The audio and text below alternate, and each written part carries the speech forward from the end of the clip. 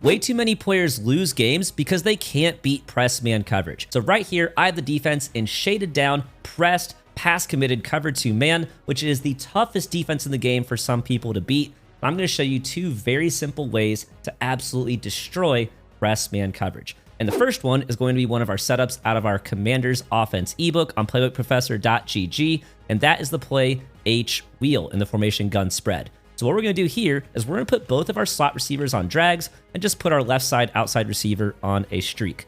Now, double drags are one of the best ways in the entire game to destroy press man coverage. Not only are drags really great man-beating routes on their own, but when you have 2 drags crossing the field in opposite directions, there's a really good chance that you can create bumping over the middle, and that's going to free up one or both of your receivers for easy yards. Now, the other reason I love this play is that we do have a man-beating route on this post route on the outside.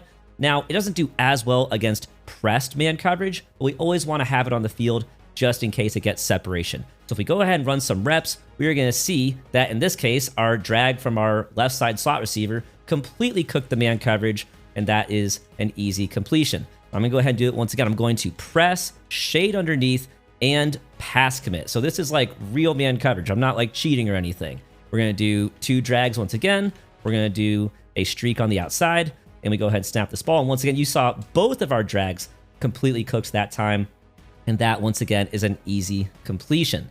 Now, a little side note that you guys should know about, a little trick for beating press man coverage a lot of people don't know, is that you will do way better against press man coverage running your man-beating routes with off-ball receivers rather than on-ball receivers. And so when I say off-ball and on-ball, what I'm talking about is that this receiver is lined up 1 yard off the line of scrimmage. I'm talking about our slot receiver right here. You can see that there's a big gap between him and the defensive back trying to press him. That's not the case for our outside receiver. He is going to get jammed the moment the ball is snapped. Whereas our receiver who's off the ball, he's going to get not a free release, but he has all this space to kind of get a running start and then beat the man coverage.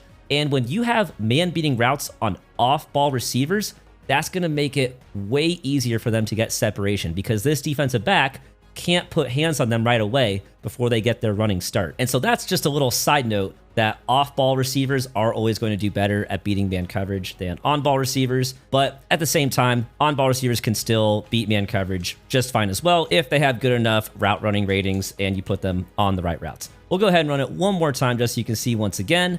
But these drags are just absolutely cooking the press man coverage, and they really have no shot of guarding us. They're going to have to switch into something else.